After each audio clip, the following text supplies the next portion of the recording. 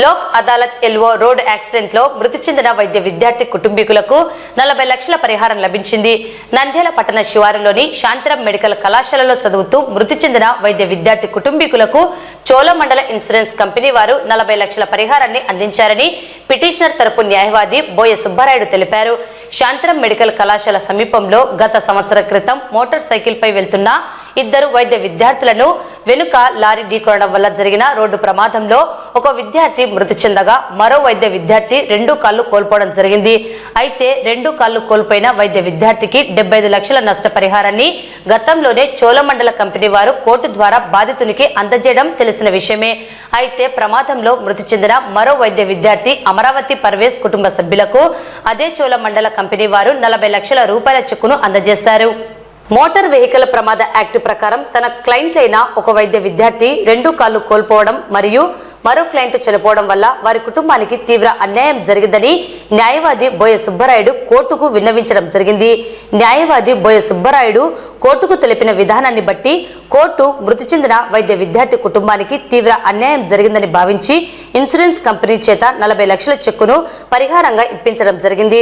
Cholamandala insurance company వారు petitioner తరపు న్యాయవాది బోయ సుబ్బారాయుడు, చోళమండల ఇన్సూరెన్స్ తరపు న్యాయవాది విజయశేఖర్ రెడ్డి చనిపోయిన వైద్య విద్యార్థి కుటుంబానికి ప్రమాద పరిహారంగా 40 లక్షల చెక్కును అందించారు.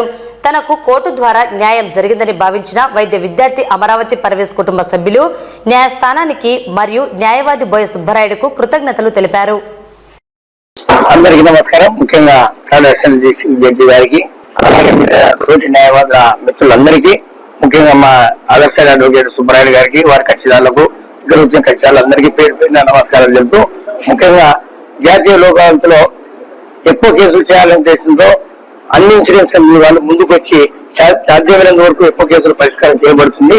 అందులో భాగంగా ఈరోజు చోళమండలం జనరల్ ఇన్సూరెన్స్ కంపెనీ వాళ్ళు 177/24 కేసులో 40 లక్షల రూపాయలు కక్షిదారులకు ఇవ్వడం జరిగింది. వాళ్ళ కక్షిదారులకు ఇవ్వడం జరిగింది. ముఖ్యంగా కుమారుడు అయినటువంటి వాళ్ళ కుమారుడు వాళ్ళు చనిపోయి డాక్టర్ గా ఉంటూ చనిపోవడం వల్ల అతని పరిష్కారంగా 40 లక్షల రూపాయలు సెటిల్మెంట్ చేయడం జరిగింది.